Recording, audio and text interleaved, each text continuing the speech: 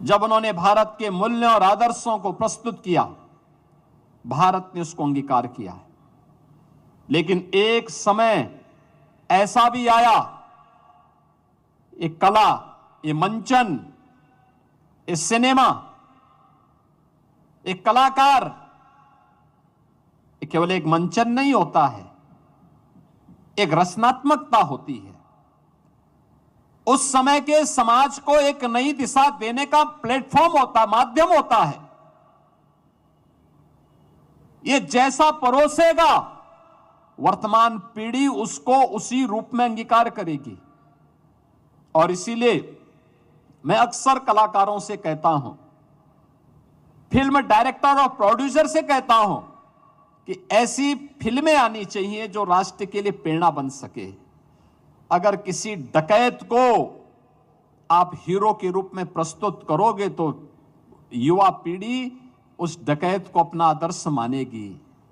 याद रखना, कभी डकैत को हीरो के रूप में प्रस्तुत मत करो।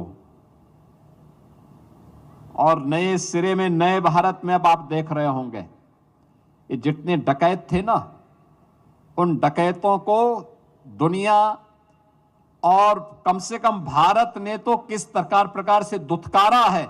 वर्तमान में चल रही तमाम ऐसी फिल्में उस बात का उदाहरण है कि जनता उसको हाथों हाथ ले रही है, उनको नकार रही है। लेकिन एक समय था जब अच्छे पात्रों को खलनायक के रूप में प्रस्तुत करने का प्रयास हुआ था और खलनायकों को उन फिल्मों के माध्यम से नायक के रूप में प्रस्तुत करने का प्रयास होता था। परिणाम क्या था? पीढ़ियां खराब हुई, पीढ़ियां खराब हुई। अन्याय के खिलाफ, अत्याचार के खिलाफ, शोषण के खिलाफ जनता के मुंह से आवाज नहीं निकलती थी, क्योंकि युवा पीढ़ी के सामने उस प्रकार का आदर्श प्रस्तुत नहीं किया गया। और अब आपने देखा होगा किस प्रकार की प्रस्तुति हो रही है। ये महानाट्य जो सम्राट विक्रमादित्य पर है, याद करना, हमारी जो काल गणना है भारतीय की, वो भारतीय विक्रम संवत के आधार पर ही वह परंपरा आगे बढ़ती है। और पंचांग की धरती ये है, काशी है, काल गणना की धरती उज्जैन है। इन दोनों का समावेश इस प्रक्रिया को, भारतीय काल गणना को वैश्विक मंच तक पहुंचाने में अपना योगदान देगा, सही तथ्य प्रस्तुत करेगा। भारत का जो ज्ञान है, भारत की ज्ञान की परंपरा है, भारत का जो ट्रेडिशनल नॉलेज है, 2014 के बाद आज दुनिया उसकी ताकत को महसूस कर रही है। योग हो या आयुष, आज दुनिया में अपनी एक नई छाप छोड़ रही है। भारत की विरासत से जुड़े हुए स्थान आज दुनिया को अपनी ओर आकर्षित कर रही है।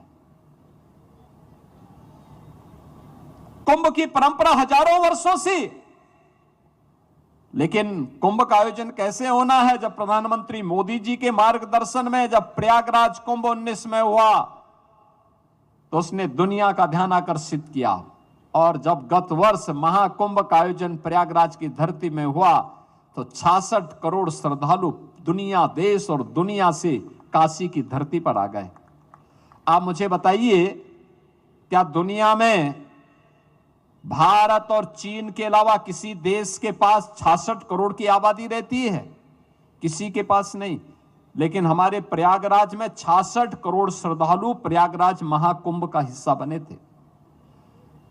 काशी में काशी विश्वनाथ धाम बनने के बाद करोड़ों श्रद्धालु काशी में आकर के बाबा विश्वनाथ का दर्शन कर रहे हैं, मां गंगा का आशीर्वाद ले रहे हैं।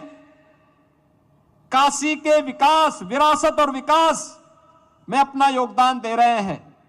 और 500 वर्षों का इंतजार समाप्त होने के बाद अयोध्या में श्री राम जन्मभूमि पर भगवान राम का भव्य मंदिर का निर्माण आज आप सबके सामने है, पूरी दुनिया को अपनी ओर आकर्षित कर रहा है। बहनों और भाइयों, अयोध्या का संबंध भी उज्जैन से भी है। आज की जो अयोध्या है 2000 वर्ष पहले इस अयोध्या को भी महाराज विक्रमादित्य ने ही ढूंढा था। उसकी अपनी गाथा है, अपनी कथा है, उसके शास्त्रीय प्रमाण भी उन्होंने प्रस्तुत किए थे। वे सभी कुछ आज भी मौजूद हैं। और लव के बाद भगवान राम का मंदिर अगर किसी ने सबसे पहले बनाया तो वह महाराज विक्रमादित्य ने ही बनाया था।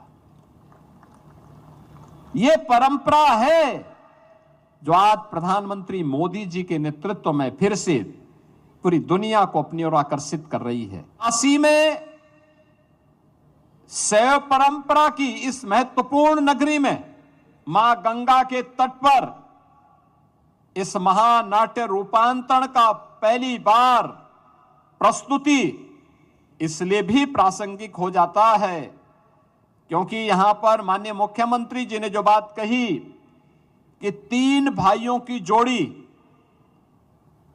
जो जग विख्यात है, भाई भाई में कैसा संबंध होना चाहिए, ये प्रभु राम और लक्ष्मण की जोड़ी, भगवान कृष्ण और बलराम जी की जोड़ी जितनी विख्यात है उतनी ही भ्रतरी और महाराज विक्रमादित्य की जोड़ी भी उतना ही विख्यात है। और काशी इसकी साक्षी है। ये मेरा सौभाग्य है कि महाराज विक्रमादित्य की जो परंपरा से जहां महाराज भ्रतरी नाथ संप्रदाय में ही दीक्षित हुए थे और उनकी दीक्षा की भूमि उज्जैन तो थी, लेकिन साथ साथ उनकी साधना की भूमि काशी के ठीक उस पार चुनार का किला वो महाराज भर्तरी ने ही महाराज भर्तरी के नाम पर बनाया था। इस महानाट्य रूपांतरण की प्रस्तुति के लिए जब यह मामला सामने आया मध्य प्रदेश सरकार से, तो मैंने सबसे पहला प्रस्ताव तो था कि काशी में हो, काशी में BLW में हो, जिला प्रशासन से भी बातचीत हुई।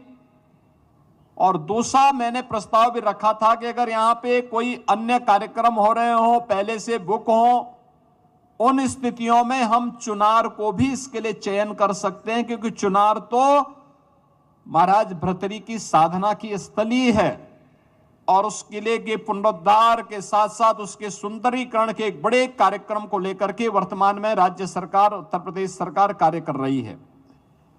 बहनों और भाइयों, ये केवल एक नाट्य महानाट्य का रूपांतरण ही नहीं है, आज की नई पीढ़ी को अपने मूल्यों और आदर्शों से जोड़ने का एक बृहत अभियान का हिस्सा भी है। मैं इसके लिए डॉक्टर मोहन यादव जी को हृदय से अभिनंदन करता हूं, धन्यवाद देता हूं कि एक बहुत अच्छा कार्य हुआ है।